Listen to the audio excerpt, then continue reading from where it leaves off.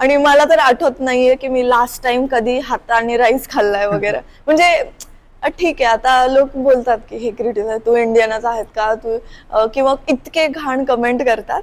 पण may be मी काही वर्षानंतर त्यांना समजून देणं सक्सेसफुल होईल मला असं वाटतंय.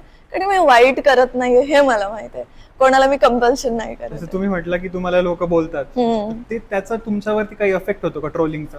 नाही, अजिबात नाही. उलट मला जास्त करायला हे मिळतं की ते म्हणतात ना, निंदकाचे घर असावे शेजारी. जे मला तसं बोलतं तर मला असं वाटतं की अजून काय छान करू शकते की त्यांचं negative to positive mind convert होईल, की थोड्या दिवसांनी जे निगेटिव्ह बोलतात तेच पॉझिटिव्ह कसे बोलायला स्टार्ट करते. सो माझा नेहमी ट्राय असतो की पॉझिटिव्ह बोलणाऱ्यांना तर मी ऑलवेज थँकफुल आहे, पण जे नेगेटिव्ह बोलतात त्यांना पण मी कसं पॉझिटिव्हली प्रेझेंट करू शकते त्यासाठी. असे खूप सेलिब्रिटीज आपण बॉलिवूड मध्ये बघितलं, अर्जुन कपूर वगैरे, ते लोक डिप्रेशन मध्ये गेले होते की म्हणजे ट्रोलिंग.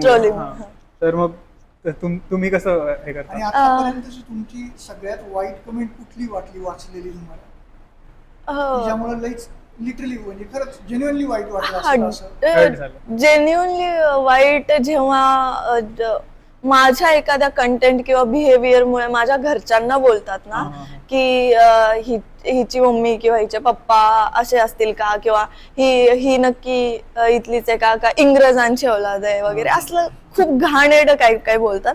सो मला असं वाटतं जे मी करते ते मला बोलण्यापर्यंत ठीक आहे, माझ्या घरच्यांना इन्व्हॉल्व करतायत तर मग ते माझ्यासाठी हर्टफुल होतं.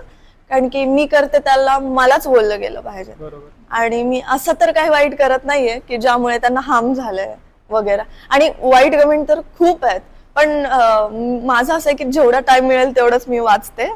काही काही लोक असे पण जे माझ्या साईडने भांडतात कमेंटवर की तर असं मला तरी तेवढंच हर्ट होतं की माझ्या घरच्यांना बोलतात.